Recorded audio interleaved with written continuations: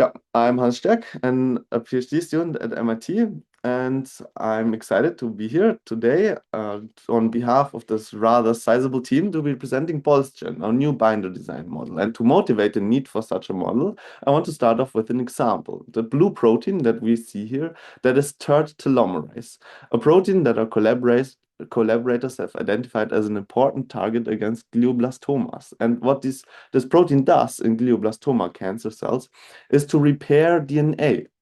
And now what we want to do in collaboration with our collaborators at Dana-Farber Cancer Institute is to design a peptide like this that binds at the site, displaces the DNA, and then stops the DNA repair, and thus stops the glioblastoma cancer cells from surviving.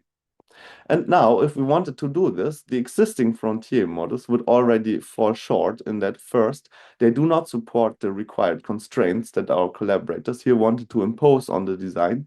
And second, the existing models, they have not been demonstrated to generalize to novel targets in the sense of targets that are not already in their training data with existing bound proteins or existing bound peptides. And this is the case for third telomerase, that there is no existing bound protein or peptide at this site of interest. And with this, we get to what we want to do with BoltzGen now. We want to expand the designable space of binders, so to say. First, we want to have one model to design nanobodies, peptides, proteins, all these different modalities against all sorts of different target modalities like small molecules, proteins, DNA, RNA. And second, maybe even more importantly, we now want to be able to generalize to novel targets. Novel targets in the sense that I already mentioned, right, of targets that are not in the training data with existing bound structures, because this is actually how the majority of models have previously been evaluated, where we test them on targets that are already in the training data with existing bound structures. We want to get away from that and also now be able to design binders against novel targets in this sense. And this will be what I mean with novel targets in the rest of this talk. And for this, we think two main things are required. We need to move the models closer toward emulating physics, and we need to have design models that are also very strong at reasoning about structure and at performing structure prediction. And before I now elaborate on this model, I want to take away that, of course, to see whether we achieve this expansion in the designable space, we have to bring the designs into the physical reality and test them in the wet lab. And we do this in collaboration with now more than 30 wet lab collaborators. And I'm happy to say that now we have the results across 8 wet lab campaigns and 26 targets, which we'll be able to look at later together. But now back to the model. So let's remind, what do we want to achieve? We want to have this model that is very strong at structural reasoning and close to emulating physics to be able to then sort of expand along the dimension of generalizing to more novel targets. And third, we want to have full controllability and really be able to specify whatever in practice our wet lab collaborators or any sort of designer for binder design problems might want to have. Okay, but then making point one very explicit. Why do we want strong structural reasoning here if we want to do design? Well, what is design? Well, if we have our target A, then we want to choose between the infinitely many possible options, B, C, D, and so on, of what the binder to target A could be. And to choose between these options, does A bind to B, A to C, and so on, we want to or need to be able to discriminate between A, B, A, C, these complexes, which ones interact strongly with each other.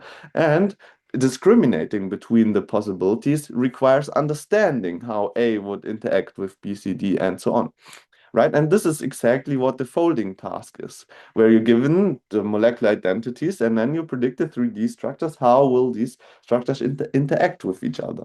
And I think maybe in other words, if we just say, if you want to be strong at structure-based design, then you need to be strong at structure-based reasoning, I think is quite reasonable.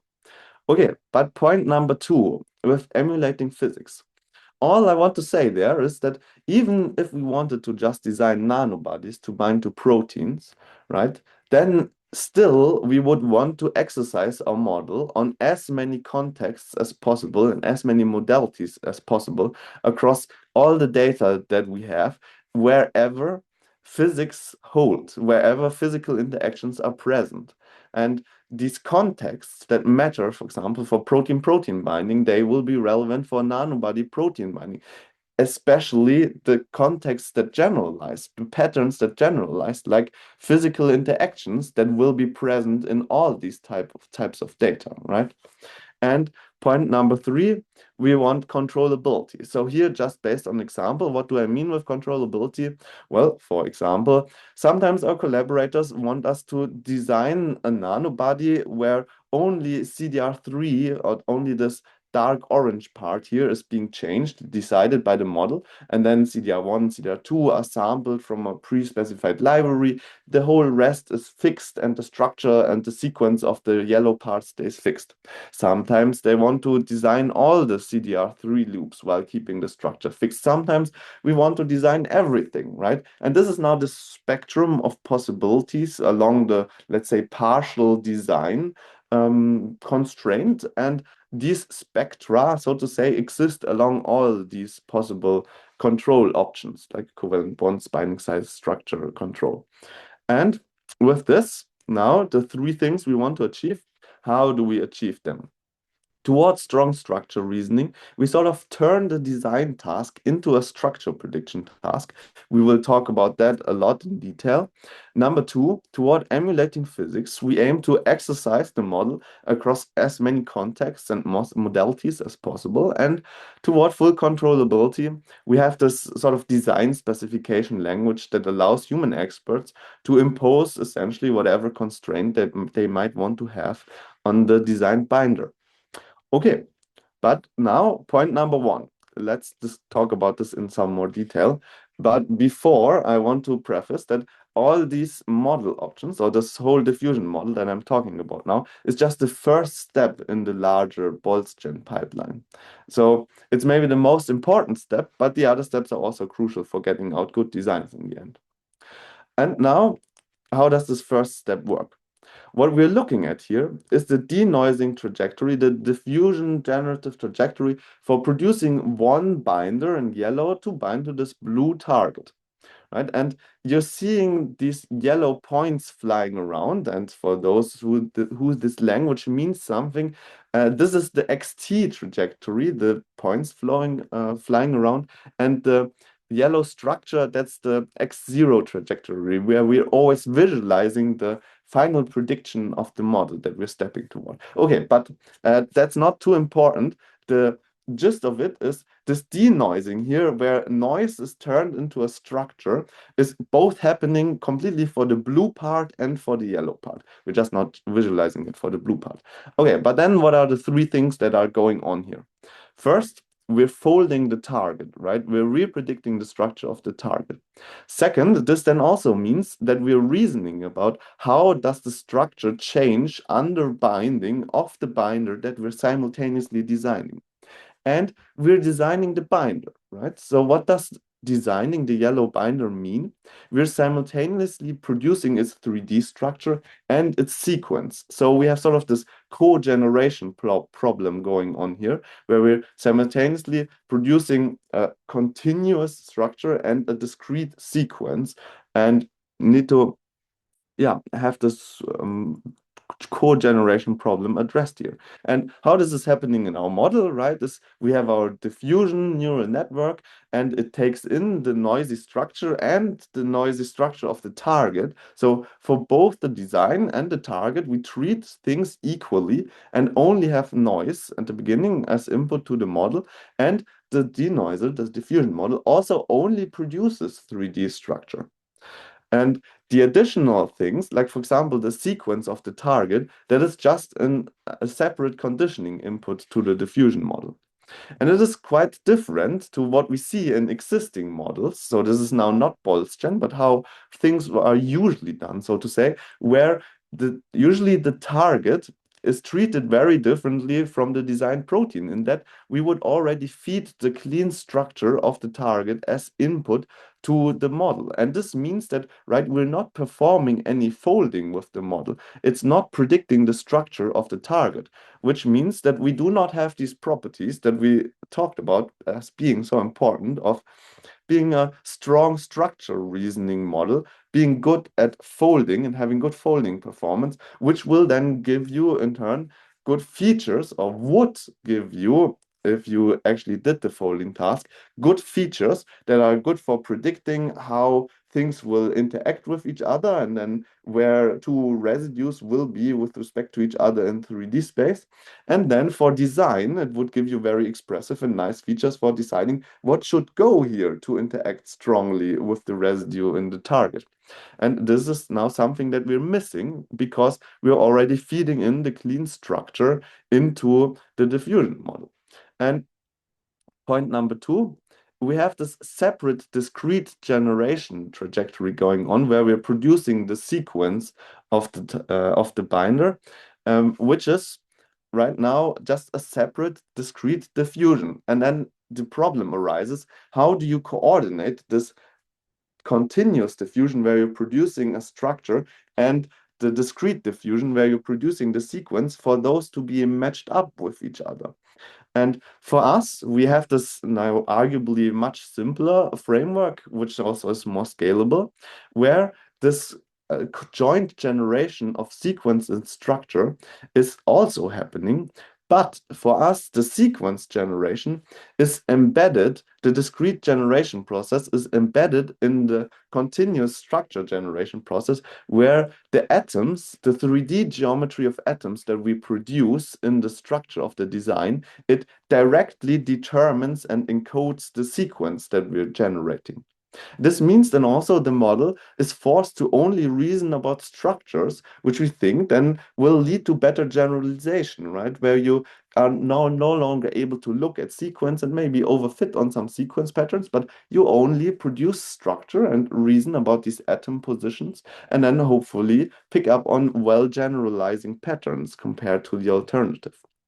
And now, how precisely this sequence is embedded into the geometry that we're generating is simply shown on this slide here. Because for us, whenever we design a residue, like whenever we generate a new designed residue, and of which we previously didn't know the residue type, and that the model decides it now should have this residue type, then for us, this residue always has 14 atoms. So even if we have an isoleucine, for example, which normally, right, it has 8 real atoms, then we say it now has 14 atoms for us, where there are just 6 additional virtual atoms placed at the same coordinate as the oxygen. And then the generative model is tasked to produce this atom cloud of 14 positions. And now, right, during inference time, right, or simply in our training data, right, if we're training, then whenever you have your isoleucine, for example, with its 8 atoms, then it now no longer has 8, it has 14 with 6 additional virtual atoms placed at the same location as the oxygen, and we produce that with the diffusion model as our training task. And at inference, we start off with the 14 atoms, right? And then denoise them, the model produces a point cloud like this, and we simply check how many atoms are there within XYZ angstrom of our oxygen, and how many are there within this many angstrom of our nitrogen. And then we see, aha, 0.6. And this corresponds to a predefined code that we just heuristically came up with, and see, aha, this must be an isoleucine. And therefore, this must also be a carbon. This must be a carbon, carbon, carbon, because an isoleucine has carbons at these locations. And with this, right, we have now sort of turned the design task, where we need to decide between different residue types, into a structure prediction task, in the sense of the model now just producing 3D coordinates, which deterministically encode all the residue type identities. And that's what I mean with unifying the design and structure prediction tasks, where now the design task is more or less now just predicting a structure. And with this, we get to point number two. toward emulating physics. And for this, I'll just go into the example, right? We had the slide where we said now we want to exercise our model on all the different modalities and on all possible different contexts. Contexts, what do I mean with that? Well, we, for example, now have our structure here from our training data from PDB, this 3D structure, and I want to perform one training step on it. What we then do is we randomly, right, because we want to exercise our model in all possible contexts on top of the structure, we randomly choose a crop center, which can be, for example, this residue here at the interface between the two protein chains. And then we take a little crop around the center. And this crop can also be of different sizes. And sometimes it's smaller, sometimes it's bigger, sometimes it's more of a sequence crop, sometimes it's more of a structural crop. And right this way, we then remove parts of the protein. We remove deliberately omit information from the input to the model, and it still has to generate the protein. And omitting this information then prevents the model from potentially overfitting on some patterns that are in this complex that we do not want it to reason about, we do not want it to pick up on. Instead, we want it to pick up on the patterns that are always present in the data, like physical interactions. And these patterns that are always present in the data in every context, right? These are the patterns that in the end will generalize well. This is why we want to focus and bias our model toward reasoning about those patterns. Okay, but then we have this crop. Now, what do we do with it to actually train the model on it? Well, sometimes with a certain probability, we just perform the structure prediction task on this crop. So the model gets as input the sequence of all the blue regions here and is only tasked to predict the structure. That's it. Sometimes, with a different probability, we perform the design task on this crop, where we now, for the yellow region, do not provide the sequences input to the model. And now the yellow region has this atom 14 format, where every residue is represented by its 14 atoms. And we task the model to produce this 3D structure without the sequences input. And then sometimes this yellow region will just be the interface of the two chains. Sometimes the yellow region will be the other chain. Sometimes the interface of the other chain. Sometimes the yellow region will be a completely uniformly at random chosen set of residues out of both of these chains, right? And this task now no longer corresponds to any very reasonable design task that we would encounter commonly in the real world, but it is another task where we force the model to solve it and then reason about patterns that are in all these possible contexts, like, for example, physical interactions. And sometimes then we also feed the structure or the partial structure of the target as input to the model. Sometimes we feed the residues in the target that are close to the binder as binding site as input to the model. And also all these other conditionings that we later will discuss as the possible control inputs for the user, these are just fed as additional inputs to the model. And the model learns to adhere to them quite strongly because they're all helpful for solving this only loss that we have for the diffusion of predicting the structure correctly, because they're all very informative of structure, these additional inputs. And then this training schedule, it also changes over the course of training, where at the beginning of training, for example, we only train with structure prediction and don't do any design at all. And with this, that's all that I mean with moving our model closer toward emulating physics. And we get to point number 3, controllability. What are these different control options that I'm talking about? And here, just again, based on example.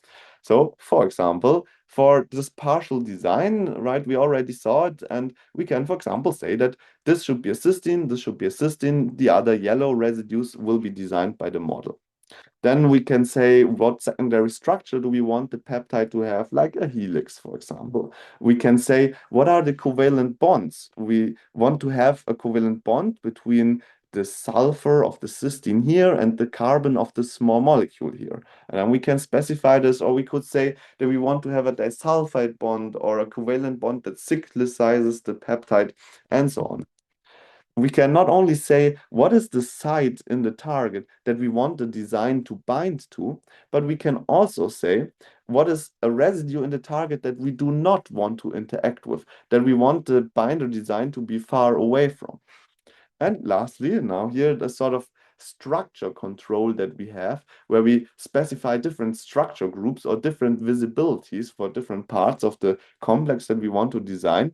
Again, based on an example here explained, where let's say we want to design a nanobody. So this nanobody here in dark orange and yellow to bind to the blue target. Then we also want that the target 3D structure is specified and that the 3D structure of the scaffold of the nanobody, so the orange region, is specified. And the model should decide the 3D structure of the yellow regions and completely design the residue types of the yellow regions.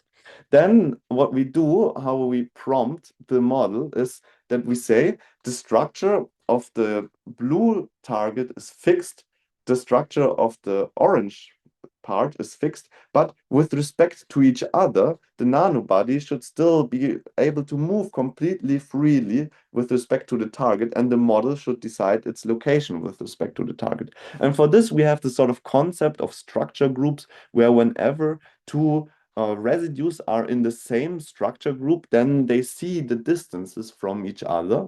And whenever they're in distinct structure groups, then they do not see and do not have the positions specified with respect to each other. And structure group 0 would correspond to the yellow region where no structure is specified. Okay, and that's it.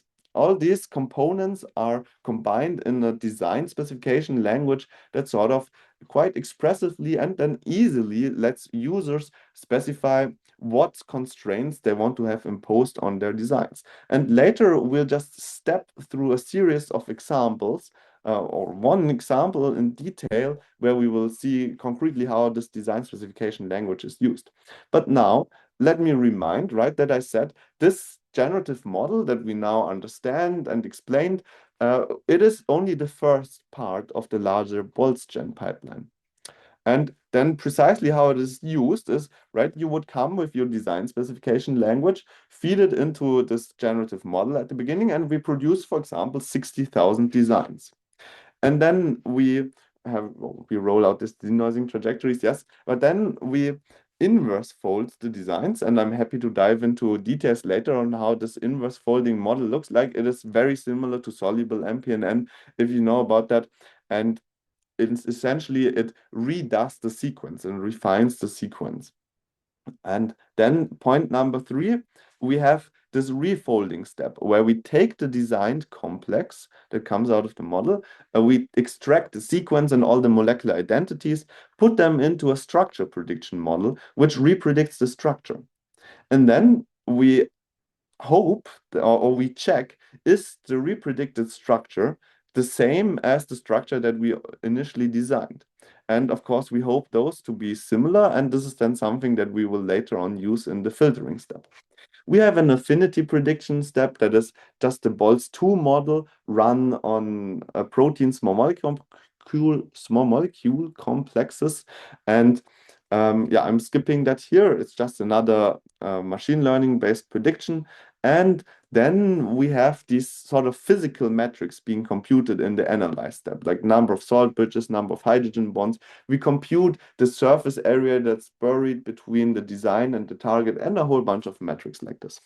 All these metrics then are fed into this final filtering step, where we have a filtering or a ranking algorithm that combines all the different metrics in a weighted fashion, and then we run a diversity quality optimization algorithm to select from the final ranked list a set of highly ranking but also diverse designs, and with as many designs as you want to be your experiment budget. So for example, 15, and then you go ahead and you can test 15 in the wet lab.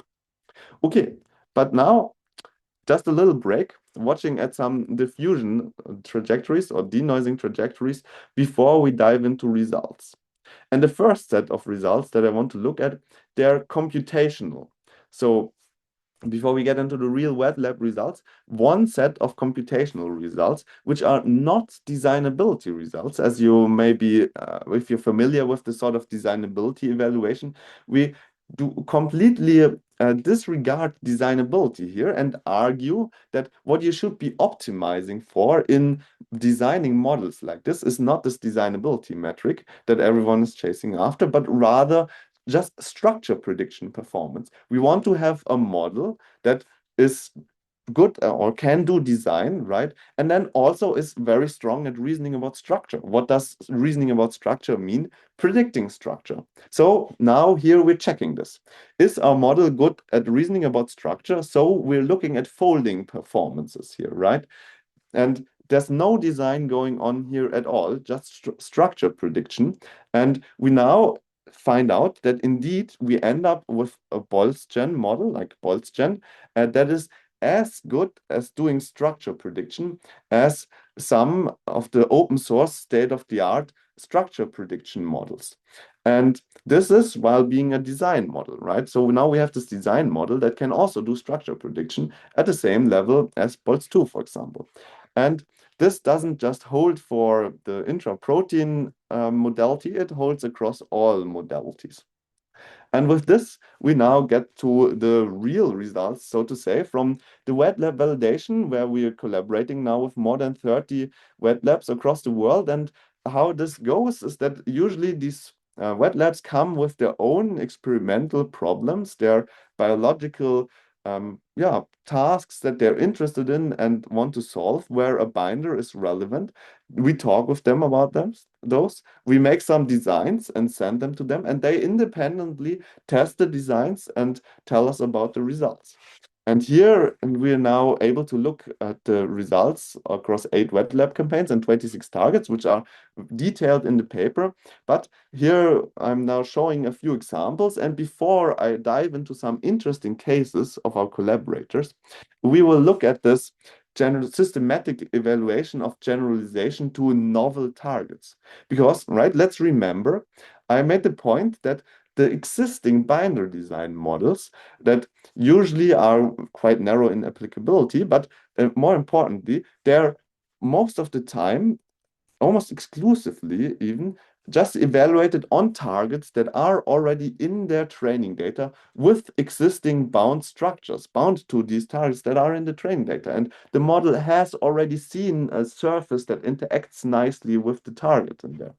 So we want to get away from that. So what we do in our testing is we select 9 targets that have less than 30% sequence similarity to any other bound protein in PDB. So not just the training data, just in all of PDB. So we do not even know if there are suitable binding sites in these targets for designing a nanobody against, for example. But then for each of the targets, we now go ahead and generate 60,000 nanobodies. And then we select 15 of them for wet lab experiments. And then in those 15, we test, do those express, do the designed sequences express, and can they be produced and fold and exist, so to say? And we check how many of them are binders. And most importantly, what we optimize our selection and our model for is what is the highest affinity in the set of designs that we selected for evaluation. And with highest or best affinity, we mean that the KD has to be low, right?